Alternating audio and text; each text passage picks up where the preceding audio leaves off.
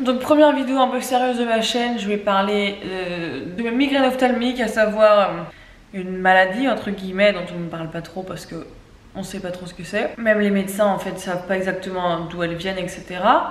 Mais donc je vais essayer d'en parler, d'expliquer un petit peu ce que ça me fait et tout l'angoisse et l'anxiété que ça a créé en moi.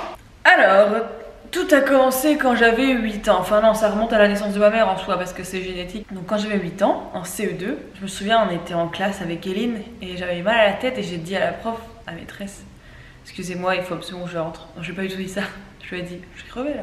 Donc voilà, je suis rentrée à la maison, j'avais très mal à la tête pendant environ 3-4 heures et j'ai vomi. Et ça c'était le premier épisode de migraine normale. Donc en fait, ce sont des migraines ophtalmiques.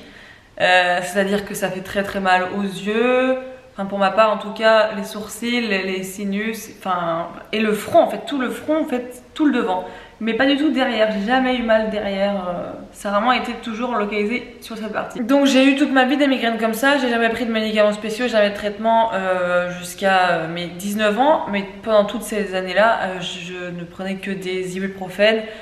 Et en fait c'était pas utile, c'est pas du tout la molécule qui allait être efficace sur ma migraine ophtalmique. Voilà, c'était juste j'ai mal à la tête, je vomis et on n'en parle plus.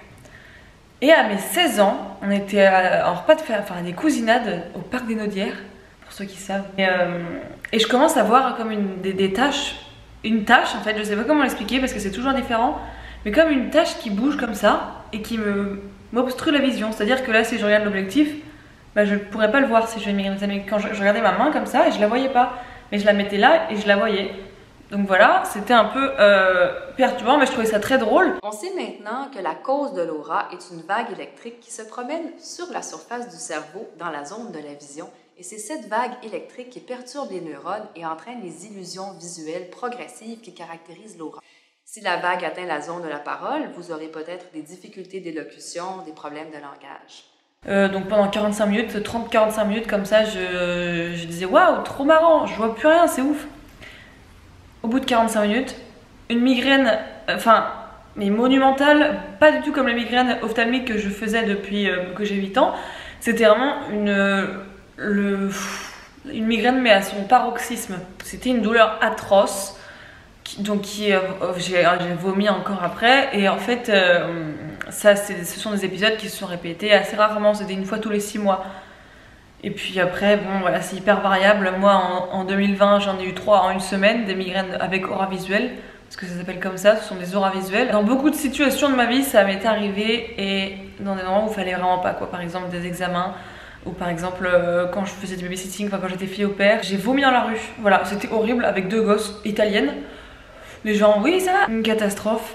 Le pire dans tout ça, c'est juste la douleur. C'est une douleur que je ne souhaite à personne, vraiment même mes pires ennemis. Quand ça m'arrive, je suis obligée de me mettre un bandeau sur les yeux, de me mettre dans le noir sans aucun son. Mais la douleur elle ne change rien, elle est toujours aussi puissante, mais juste ça me rend en fait photophobe. Et du coup, c'est-à-dire que j'ai la phobie de la lumière, donc je porte des lunettes de soleil constamment, le jour et la nuit, parce que j'ai peur en fait de la lumière des lampadaires. Parce que de nombreuses fois ça m'est arrivé, j'avais l'impression que j'allais faire une migraine ophtalmique à cause de la lumière des lampadaires et j'en faisais. Et en fait je sais que c'est aussi psychologique parce que quand tu y penses, et ben évidemment ça arrive. Mais en fait c'est très compliqué à gérer parce que même si tu te dis que ça va pas arriver, ça peut arriver à n'importe quel moment. Même si t'es pas stressé, ça arrive quand ça veut en fait. Donc voilà, en gros c'est ça des migraines, c'est une douleur intense. Mais vraiment intense, je vomis et j'ai encore mal pendant quelques heures, ça dure environ 4-6 heures aujourd'hui. Je parle des migraines ophtalmiques avec aura visuelle. Parce que les migraines ophtalmiques, donc les petites migraines comme ça, j'ai tellement l'habitude d'en faire que j'en fais presque tous les jours. J'ai un médicament magique que j'ai découvert il y a quelques années. Ça s'appelle le zolmitriptan, le Zomigoro. Ça appartient à la famille des triptans et les triptans apparemment c'est tout ce qui marche sur moi. Donc les triptans c'est juste miraculeux pour les migraineux.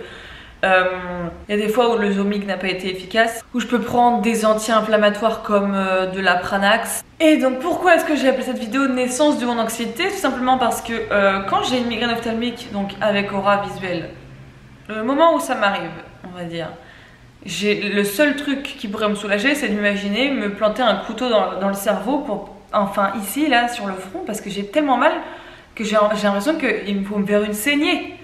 Enfin bref, c'est une catastrophe. Donc la douleur est vraiment atroce et en fait tellement je l'appréhende, j'ai tellement peur d'en faire à n'importe quel moment de ma vie, parce que je sais que si ça m'arrive, par exemple si je suis sur un bateau, si je suis en train de faire du kayak, et bien en fait je me sens en danger constamment en fait. Par exemple quand je suis en voyage, ça va être très compliqué de me sentir bien pour faire une randonnée, pour faire juste une escapade, une escale par exemple, si on a, enfin bref, peu importe. Être loin de chez moi en fait, ça m'angoisse énormément parce que j'ai l'impression que s'il m'arrive quelque chose, je peux pas me mettre immédiatement dans le noir avec mon bandeau, mes médicaments et juste essayer de me concentrer pour ne pas vomir. Quand je suis à la fac en cours, même ici en Italie, en Erasmus, je me mets quand même sur le côté le plus proche de la porte en fait.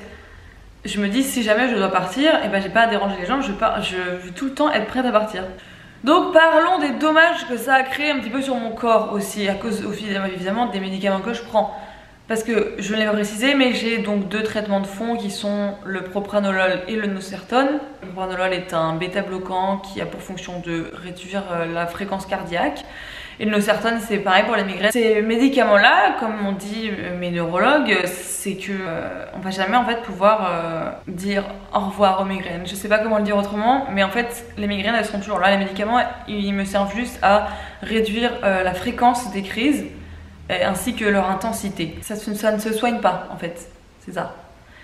Et c'est pas comme si c'était en mode j'ai un petit mal de tête et tout, c'est vraiment des atroces migraines qui vraiment me font douter de mon amour pour la vie. C'est dur en fait mentalement de s'accrocher, voilà, tout simplement. Le propranolol, j'ai dû l'arrêter à cause du Zomig dont je vous parlais tout à l'heure, le médicament miracle. Et ben j'ai fait une réaction allergique. J'ai dû arrêter de prendre le propranolol parce que ça empêchait la réanimation tout simplement en cas de crise allergique.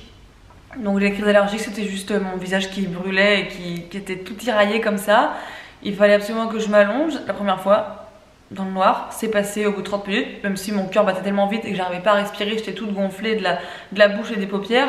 Et j'étais persuadée que j'allais crever à ce moment-là. Mais au final c'est passé, au bout de 45 minutes dans le noir comme ça, tranquille, à me dire qu'est-ce qui m'arrive. Évidemment avec le nombre d'anti-inflammatoires que j'ai pris, je pense que mon foie va bientôt rendre l'âme. Donc voilà, ça abîme énormément mon foie, ça abîme mes dents aussi parce que mon dentiste m'a demandé si j'avais des troubles de comportement alimentaire, tellement j'avais les dents abîmées à cause de l'acidité. Il m'a dit soit vous avez une alimentation trop acide, soit vous vomissez trop. Et en fait je vomis presque 1 fois par semaine, si ce n'est plus, à cause de mes migraines. Et en fait il faut pas se brosser les dents directement après avoir vomi. Il y a de l'acidité sur tes dents et donc du coup la brosse à dents fait l'effet d'un décapant. Quand tu la passes, il faut attendre au moins 1 demi-heure, selon ses conseils. De même quand on boit un jus de citron. Et donc depuis tout ce côté-là, en haut et en bas, le côté gauche, quand je bois de l'eau ou je mange, que ce soit froid ou chaud, j'ai toujours mal. Parce que mon émail doit être abîmé à cause des vomissements qui sont dus aux migraines. Et sinon au niveau de l'anxiété, ça s'est manifesté beaucoup de fois, notamment la dernière fois quand on était à Pompéi avec les filles. Juste avant de partir, avant de prendre le bus, on était assises comme ça et je commence à avoir l'impression de voir des taches et de pas avoir... J'avais l'impression que mes yeux me jouaient des tours. Donc je commence à mettre mes mains sur mes yeux, je ferme mes yeux comme ça et je refuse d'ouvrir mes mains pendant au moins 30 minutes parce que j'étais tétanisée à l'idée d'en faire une parce qu'en fait là on allait prendre le bus pour rentrer à Lecce. Il y avait 5 heures de route, ça veut dire que si je faisais une crise, j'aurais eu mal dans le bus, j'aurais dû vomir dans le bus, enfin anticiper et en fait ça me faisait trop stresser. Et on avait rendu l'auberge de jeunesse, enfin on pouvait plus y retourner. Donc là vraiment j'étais face à moi-même et je me suis dit si je fais une crise c'est la fin du monde. Et du coup j'étais obligée de me cacher les yeux comme ça. J'étais en larmes, en stress pas possible, enfin je faisais comme une crise d'angoisse. Et au final je ne faisais pas de migraine ophtalmique. Donc ça me fait tellement peur que ça me fait faire des crises d'angoisse en fait pas possibles où je perds mes moyens et je panique et je me mets à pleurer parce que je me dis je suis tellement impuissante en fait face à ça. C'est comme si c'était une petite bête sur mon épaule qui est toujours là et moi je suis en train de me dire non pas maintenant s'il te plaît. Donc je pense que j'ai un peu fait le tour. En tout cas s'il y a des gens qui ont tapé migraine ophtalmique dans la barre de recherche comme moi il y a quelques années qui n'avaient rien trouvé d'ailleurs, dites-moi s'il vous plaît comment vous faites vous pour aller mieux parce que j'ai essayé la méditation, j'ai essayé le yoga, j'ai essayé l'homéopathie, les huiles essentielles, etc. Mais ça ne peut pas marcher sur moi. J'ai fait aussi 3 séances d'hypnothérapie qui n'ont pas donné grand chose sur ma migraine. Bon, à part maintenant où c'est un peu compliqué, alimentation et sommeil, avant j'ai toujours fait hyper attention à mon sommeil, à mon alimentation. Ça n'a jamais vraiment été efficace. Enfin, je veux dire, les migraines, si elles ont envie d'arriver, elles arrivent et puis c'est tout. Et tu peux rien y faire en fait, c'est ça le truc. Mais bon, dites-moi si vous avez des conseils, évidemment, je suis preneuse. Je pense que je vais essayer tout ce qui est possible d'essayer, quoi. L'acupuncture, je sais pas, des chamans, trucs. Bon bah écoutez, voilà, pour ceux qui ne connaissaient pas, j'espère que j'ai pu un peu présenter. J'ai même pas dit, la base de la migraine, c'est tout simplement tes vaisseaux sanguins qui sont tout petits. Enfin, qui sont resserrés, quoi, ils sont comme ça. Alors du coup, on prend des omégas, des vasodilatateurs, des triptans, et hop, tout revient normal. Mais non, on sait pas exactement à quoi c'est dû, etc. Tu vas y voir plein de médecins, des ophtalmos, des neuro-ophtalmos, des neuros. Pendant les crises avec Aura, il n'y a rien qui n'y fait. Même les omégas et les anti-inflammatoires, ça ne me soulage pas du tout. Il faut juste attendre. Je suis obligée de prendre mal en patience, mais beaucoup trop souvent. En fait, c'est chiant le fait que ça peut arriver dans n'importe quel moment. C'est ça qui est le plus perturbant en fait. J'espère quand même que des gens migraineux vont voir cette vidéo. En tout cas, grosse force à vous. On est ensemble. Et puis moi je vous dis à bientôt sur ma chaîne. Et puis voilà quoi. Bonne soirée. Ou bonne journée. Attends. Ou bon après-midi. Ou... Au revoir.